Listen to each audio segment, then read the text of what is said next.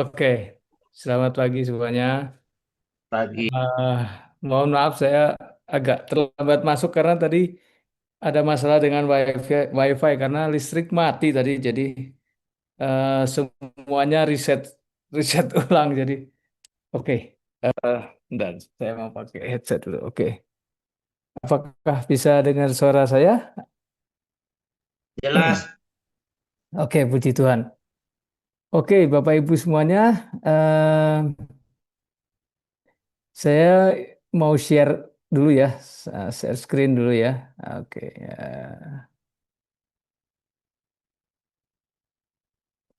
iya ini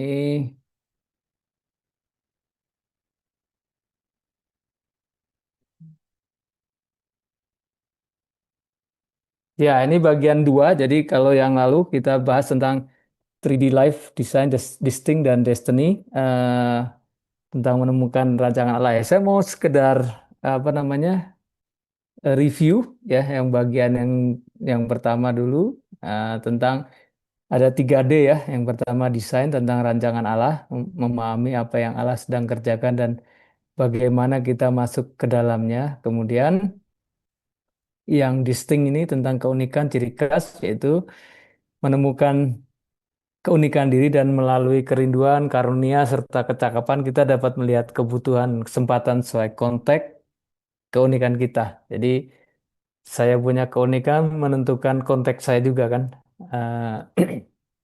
Kemudian destiny itu bagaimana kita menemukan peran yang spesifik dalam misi Allah. Jadi dampak spesifik yang Allah ingin hasilkan melalui hidup kita ini apa gitu ya. Jadi 3D ini eh, dari pelajaran yang lalu, pengajaran yang lalu, kemudian kita masukkan atau masukkan dalam bagian review di hari ini ya. Oke, Bapak Ibu semuanya, eh, jadi hari ini kita ini mau belajar tentang bagaimana kita merumuskan pernyataan misi kita, gitu ya.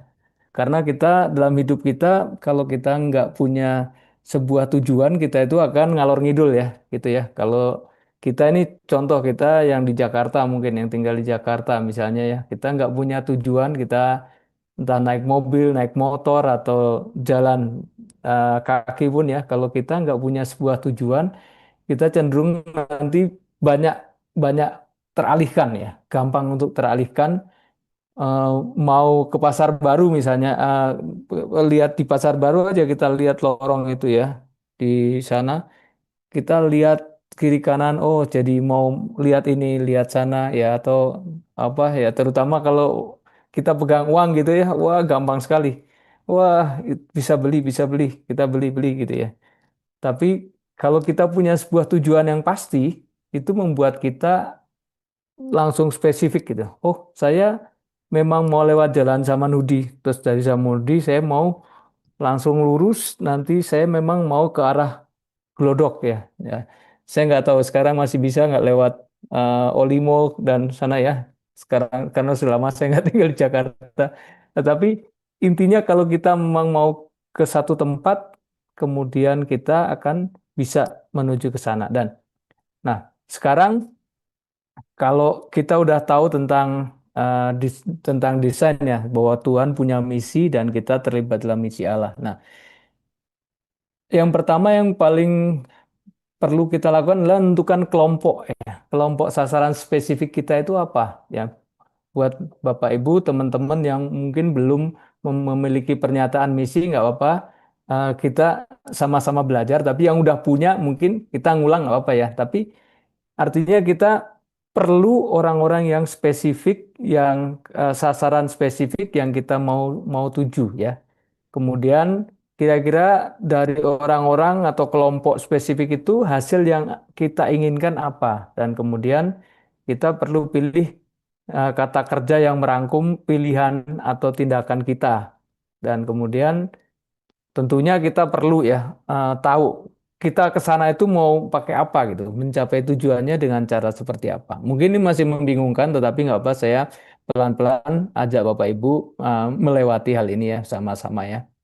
Nah, contoh dalam gambaran ini adalah kita memiliki ini seperti destiny ya, destiny yang kita udah bahas sebelumnya. Kita punya tujuan, kita punya panggilan ke sana. Nah, Mesir ini ibarat saat ini, saat ini atau kebutuhan dan yang Anda lihat ya. Misalnya nanti Anda lihat tentang kebutuhan-kebutuhan sesuai konteks Anda. Ya, konteks saya adalah saya melihat kebutuhannya adalah perlu banyak melatih para para ayah, para pria, para pelatih gitu ya untuk mereka dilatih supaya mereka berfungsi, mereka menjadi figur seorang ayah yang berfungsi dalam keluarganya. Nah, kemudian ini yang kebutuhan yang saya lihat karena konteks saya dan keunikan saya karena saya di bidang olahraga dan juga pembapaan ya. Jadi tentu dengan Bapak Ibu dan teman-teman yang semuanya pasti berbeda.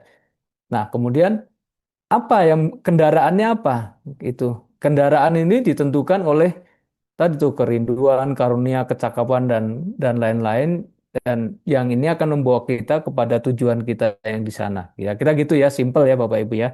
Nah, kita lihat contoh yang pernyataan misi saya dulu pernah buat dan saya pernah share juga ya.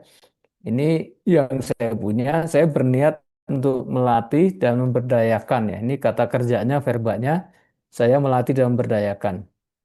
Kemudian kelompok target saya itu pria, pemimpin, pelatih yang spesifik ya usianya di bawah 45 tahun dan kalau dia sudah menikah berarti keluarga muda yang di bawah 15 tahun pernikahan.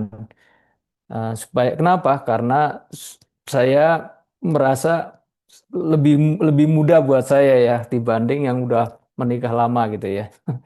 Karena saya sendiri baru menikah belum lama baru 28 tahun jadi kalau menolong yang lebih lebih di bawah saya lebih mudah ya. Nah, kemudian status kelompok sasaran saat ini apa dari yang belum memiliki konsep diri dan pembapaan keluarga pemerintahan yang alkitabiah.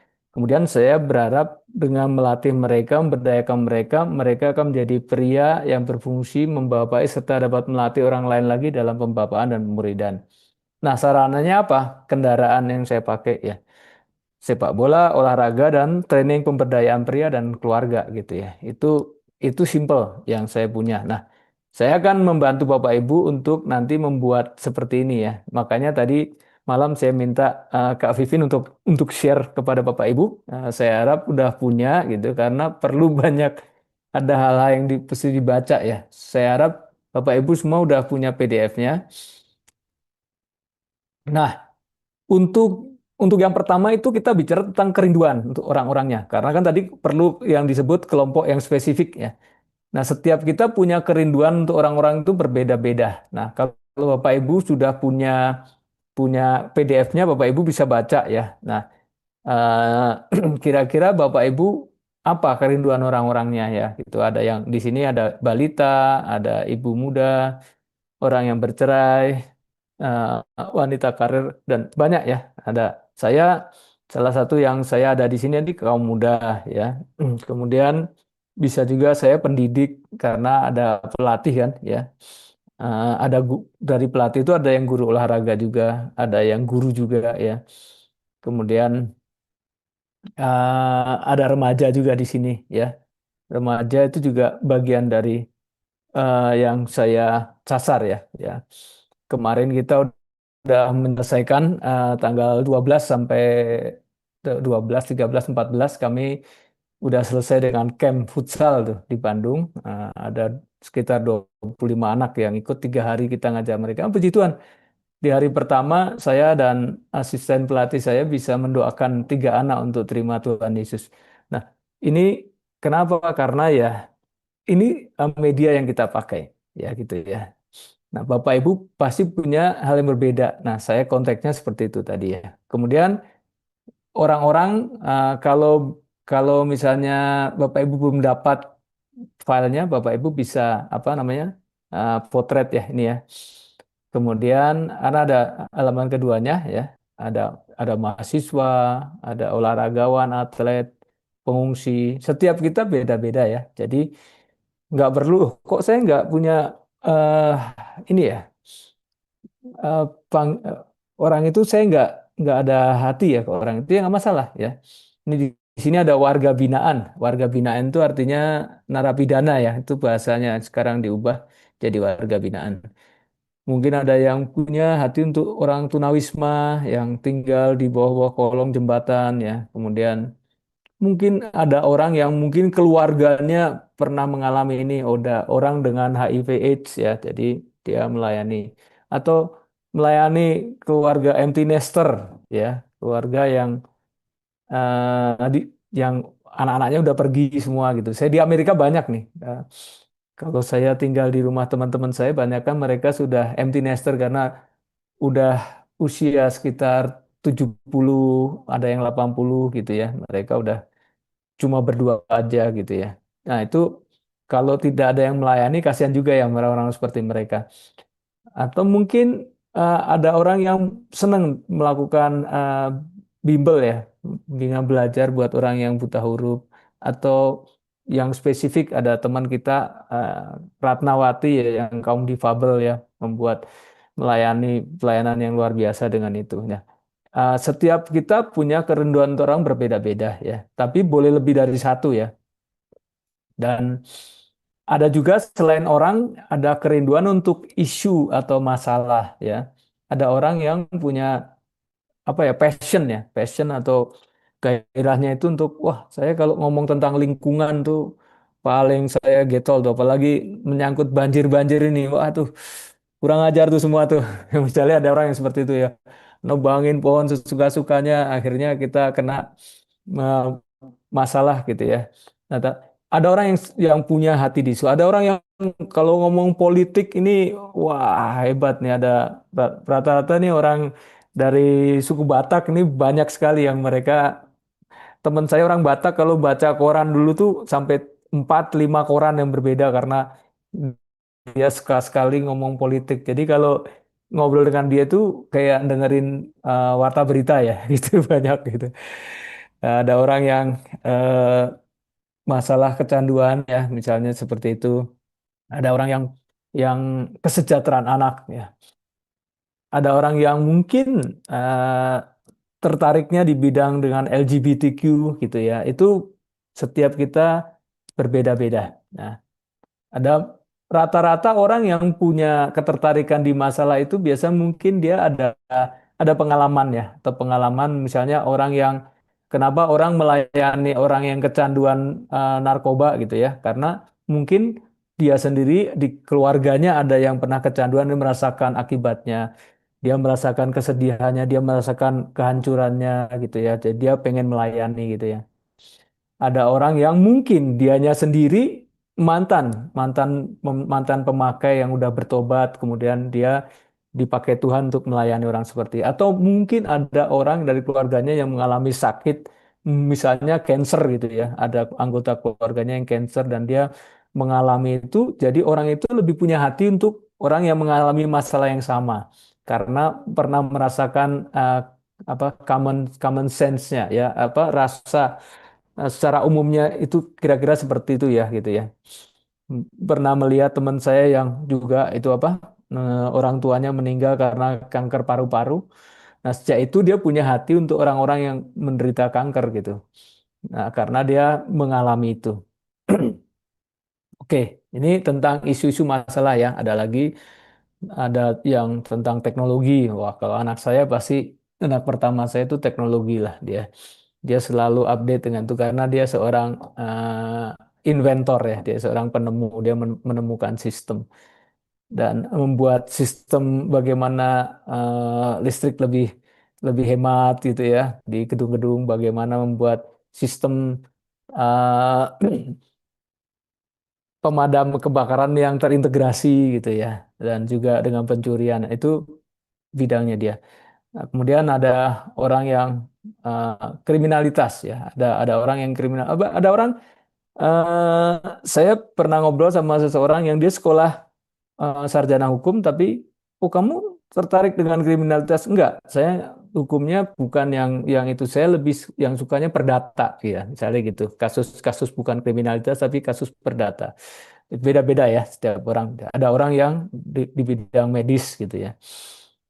ada yang seni, budaya, kemudian tertarik dengan masalah gereja gitu ya. Banyak. Jadi ini masalah-masalah dan itu tidak masalah ya. Itu isu-isu atau masalah ya. Tidak masalah Anda tertariknya yang mana itu tergantung bagaimana Tuhan dan Roh Kudus menunjukkan kepada Anda. Nah, jadi kalau kita lihat di kolom yang kerinduan nih, hal yang paling signifikan yang pernah saya lakukan itu apa gitu ya. Jadi Bapak Ibu, kalau Bapak Ibu eh, memiliki kerinduan itu biasanya itu sudah ada kayak jejaknya ya. Kalau dulu saya pernah mengajar tentang apa titik asin kita atau ergon kita ya, itu eh, kita dibentuk, kita di apa di dibentuk oleh Tuhan untuk sebuah tujuan itu udah jelas gitu jejaknya dari dulu. Nah, apa yang signifikan yang pernah Anda lakukan ya?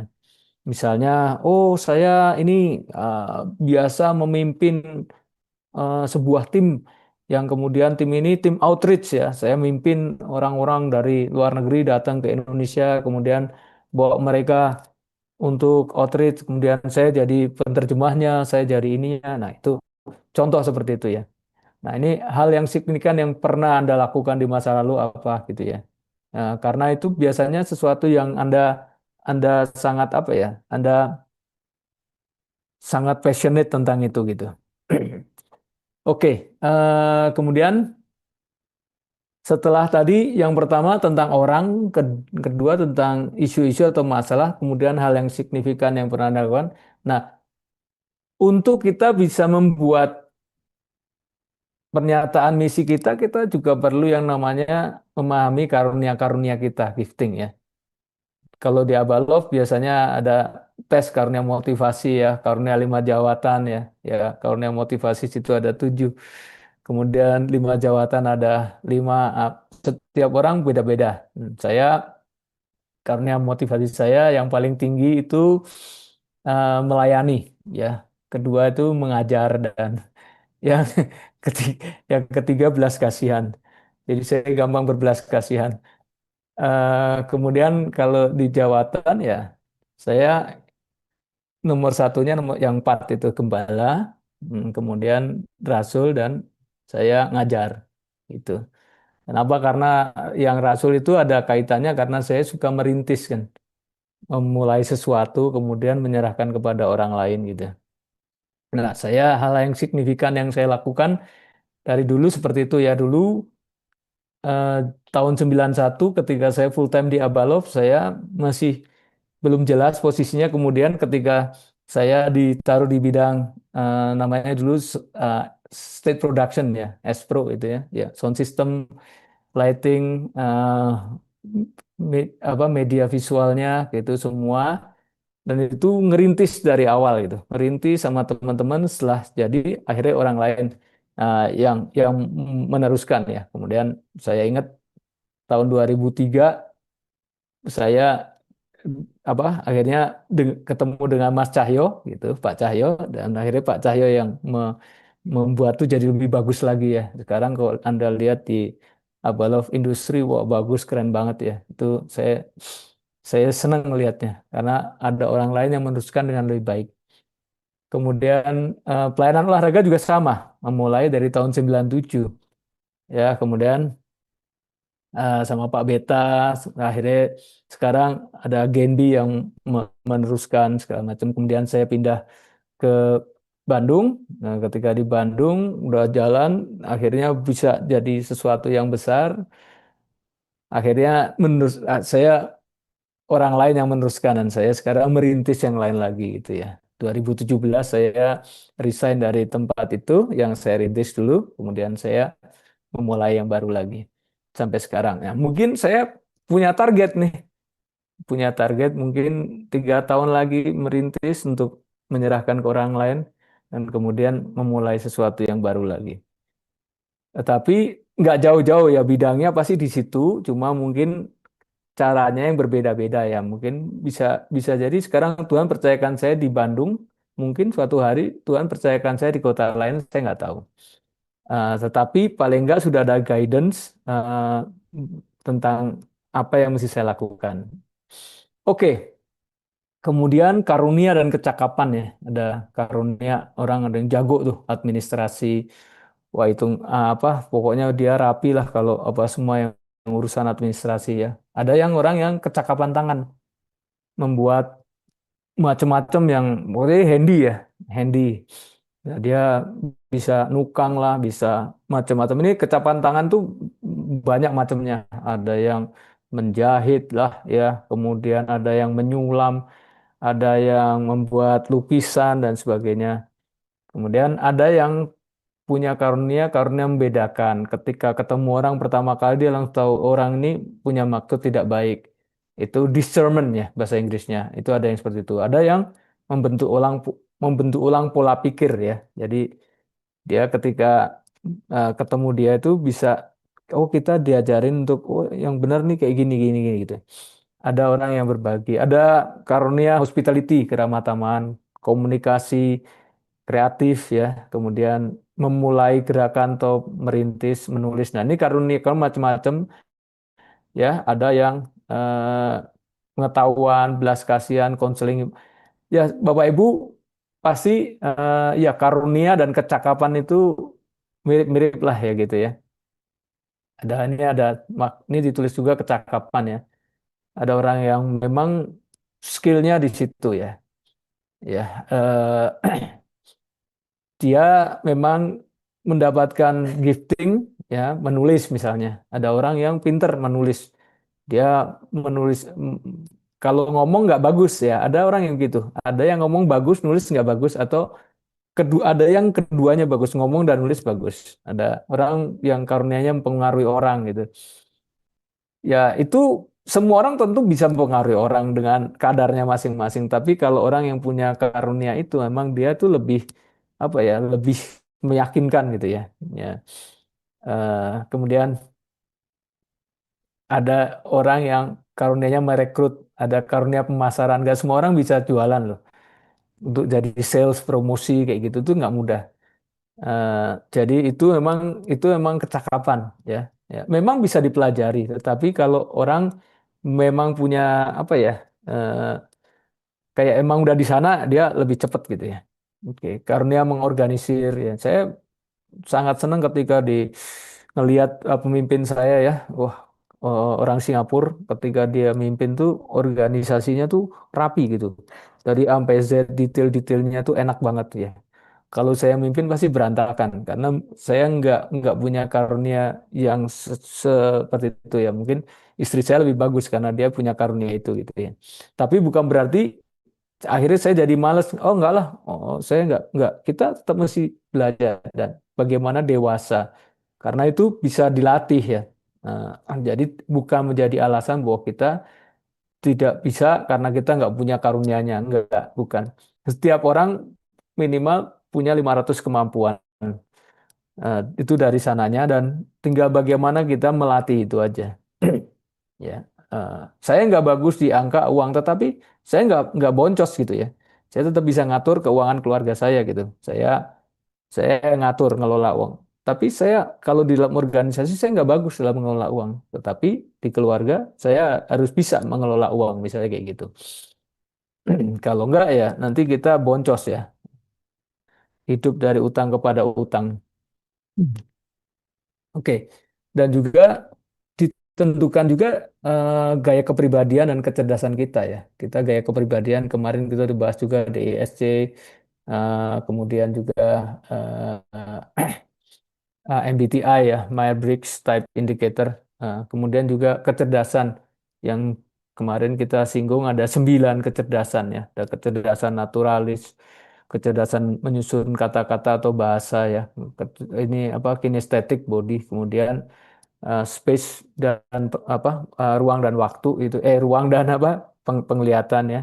Ini orang-orang arsitek ini bagus di sini nih. Space dan vision karena dia bisa ngebayangin dan juga seniman biasanya punya itu. Kemudian ada orang yang logik dan matematika. Saya nggak punya karunia itu, nggak punya kecerdasan itu. Ya ada tetapi rendah gitu dibanding saya. Saya adalah kecerdasan saya yang paling tinggi adalah tentang orang, people. Nah, istri saya kebalikannya, dia kecerdasannya intrapersonal. Kalau saya interpersonal. Kemudian Anak saya kecerdasan musik, ya. Eh, dan saya juga ada kecerdasan body karena dulu saya waktu kecil saya atletik, ya. Nah, itu berbeda-beda, ya, orang-orang punya. Nah, dengan semua yang saya sebutkan tadi itu bagaimana kita kemudian menyusun kisah hidup kita, ya. Kisah hidup yang dipengaruhi oleh peristiwa keputusan yang menunjukkan suatu pola tertentu, ya. Nah, ini yang Anda pasti pernah, ya, kayak gitu, pernah atau mendapati dari contoh-contoh ini, tapi ini bisa ditulis lagi, ya. Maksudnya nggak harus sesuai yang ini saja gitu. Nah, saya ini nomor satu nih, saya sering nih mendapati diri saya memimpin, ya. Dari SD pasti karena nggak ada yang mau gitu, ya. Tiba-tiba saya tunjuk jadi ketua kelas gitu. Sampai sampai apa? SMA juga gitu. SMP enggak, SMA. Kemudian kuliah, aku kuliah jadi ketua kelas juga. Nah, itu apa ya? Karena mungkin banyak orang yang nggak mau gitu, ya. Jadi saya akhirnya karena saya punya karunia melayani, jadi seperti itu. Nah, atau saya sering kali mendapati diri saya menolong orang yang membutuhkan. Nah, itu benar nih. Saya dalam hidup saya banyak, saya kecebur ke dalam satu kegiatan tuh karena pasti nolongin orang gitu, ya. Nah, itu sering kali yang saya alami gitu. Atau ada orang yang selalu tuh jadi nyawa dalam pesta, ya. Kalau dia ada keramaian-keramaian, kumpulan, dia itu pasti dibutuhkan karena jago untuk bikin lucu, bikin suasana menarik, menyenangkan, dan orang-orang happy gitu, ya. Ada orang seperti itu kan. Atau ada orang yang selalu menjadi pengelola acaranya gitu, ya. Atau ada orang yang selalu menjadi inisiator, dia selalu memulai sesuatu. Nah, Anda dan saya punya hal yang berbeda-beda, dan dari semua tadi kita bagaimana kita kemudian mengkerucutkan gitu, ya. Menemukan. Nah, sekarang menemukan kata kerja yang mewakili Anda. Nah, misalnya apa itu, ya, kata verba yang Anda mau pakai, ya. Saya adalah melatih, ya. Saya melatih, memberdayakan. Saya ada. Hmm. Kemudian banyak pelatih-pelatih yang Kristen gitu, ya. Kalau karena saya banyak melakukan training untuk pelatih-pelatih Kristen, khususnya sepak bola, saya menjadi naungan gitu. Banyak orang yang pasti datang ke saya minta nasihat, minta arahan, kemudian minta pendapat, terutama kalau mereka memulai pelayanan itu gitu. Pasti banyak akademi-akademi yang berjalan tuh mereka biasa nanya, saya sama Pak Beta untuk yang kau saya terakhir dengan Pak Beta membantu yang di Semarang, ya, Akademi Terang Bangsa. Pak Beta membantu di bidang pendidikannya, saya di Akademi sepak bolanya. Nah, seperti itu. Jadi eh, kata kerja itu mewakili kita. Nah, kita melakukan apa? Ada orang yang mau membangun sesuatu, ada orang yang mau memfasilitasi, ada orang yang memberdayakan. Nah, saya lebih menggunakan kata memberdayakan ketika saya membangun dibanding saya menggunakan kata membangun itu sendiri. Tapi saya sebetulnya ketika saya memberdayakan, saya sedang membangun seseorang. Eh, dan juga mungkin ada orang yang menggunakan kata menanam karena dia sedang melakukan church planting, ya, penanaman gereja. Nah, itu bisa dipakai. Nah, jadi pernyataan misi Anda itu eh, apa gitu, ya. Jadi saya berniat atau bermaksud untuk melakukan apa, ya. Eh, saya berniat verbanya apa? Verbanya bisa pilih di sini kan. Nah, tapi bisa juga ditambahkan dari yang tidak ada ini. Mungkin Anda tambahkan yang Anda dapatkan sendiri itu nggak masalah juga, ya. Kemudian kelompok target tadi saya sudah sebutkan orang, ya. Orang, kemudian isu-isu masalah-masalahnya, kemudian, ya. Nah, kemudian kecakapan-kecakapan Anda dan karunia Anda, kemudian eh, dari status kelompok target saat ini, ya. Kalau kita lihat yang saya punya kan ada ininya, ya. eh, Kelompok targetnya ini, kemudian eh, sas- sasaran atau yang kondisi saat ini apa, status saat ini apa, kemudian hasil yang Anda inginkan apa gitu ya. Nah, ini sebetulnya mudah sekali kalau kalau bisa ada waktu lebih lama ya, tapi ya nggak apa, ini kan cepet aja kita ya, karena kan kita di sini mau tanya jawab ya. Ya, eh, saya mohon maaf lupa mencantumkan ayatnya untuk kita baca bersama, tapi sebenarnya ada ayatnya ya. Jadi, wah ini Pak Roy nggak rohani hari ini nggak ada ayatnya gitu ya. Tetapi semua ya ini sebetulnya apa yang kita ambil ini kan memang untuk tujuan Tuhan. Jadi rohani itu karena kita manusia rohani ya gitu ya. Jadi oke. Jadi sebenarnya ini Bapak Ibu semua saya berniat bermaksud untuk apa? Untuk misalnya membangun, memberdayakan, menanam atau menginisiasi ya. Siapa misalnya para pedagang-pedagang kelontong eh, yang ada di Gunung Sahari atau di Mangga Besar atau di Mangga Dua gitu misalnya ya. Dari apa misalnya statusnya? Dari mereka saat ini mereka cuma dagang, tapi kemudian sudah dagang, buka toko, habis itu tutup, udah pulang. Nah, saya ingin mereka tuh mengalami hidup yang lebih lagi, mungkin diajak mereka, ajak memperkenalkan mereka tentang eh, Tuhan, tetapi lewat apa? Mungkin lewat lewat entah lewat kompak lah, lewat apakah itu terserah ya. Ya, itu cara Anda yang Tuhan beri pada Anda gitu ya. Dan dari yang targetnya daripada mereka cuma main mahjong nggak jelas gitu ya, diajak kumpulan, dikasih pemahaman, kemudian punya teman-teman yang saling menguatkan, akhirnya mereka akan menjadi murid Kristus misalnya gitu. Melalui sarananya apa? Mungkin sarananya bisa macam-macam ya. Ada orang yang sekarang di Jakarta lagi ngetopnya kalau olahraga padel ya, pedal ya, main pedal atau mungkin lewat acara ngopi-ngopi bareng ya gitu. Atau ada orang yang motoran bareng gitu, ada itu mereka lakukan itu. Atau kemudian mereka lewat bercocok tanam atau ya ada orang kelompok namanya pengangguran katanya. Pengangguran ternyata mereka bukan pengangguran tapi mereka para pengusaha yang nanam pohon-pohon anggur. Jadi mereka sebut dirinya pengangguran itu ada kelompok taninya kayak gitu ya. Nah, setiap kita punya konteks, punya keunikan, punya karunia yang berbeda. Jadi feel free, silakan bebas Anda bisa lakukan. Nah, saya harap Anda Bapak Ibu semua udah bisa membuat pernyataan ini buat terutama buat Anda sendiri ya. Karena kemudian kalau pria harus membuat ini, kemudian anak-anak harus di rumah mereka juga harus punya pernyataan misi juga. Nah, mereka jelas ya. Jadi di keluarga saya 3 anak udah jelas mereka mau yang nomor satu, nomor dua, nomor tiga mereka udah jelas masing-masing dan mereka on tracknya masing-masing. Jadi memudahkan kita. Jadi saya dan istri sekarang udah nggak terlalu capek karena capeknya udah dulu gitu. Waktu mereka masih kecil sekarang udah lebih lebih nyaman lah. Nah, itu memudahkan setiap kita. Nah, mungkin saya selesai dengan hal tadi karena memang lebih banyak saya ingin kalau kita bisa untuk tanya jawab ya, Bapak Ibu semuanya.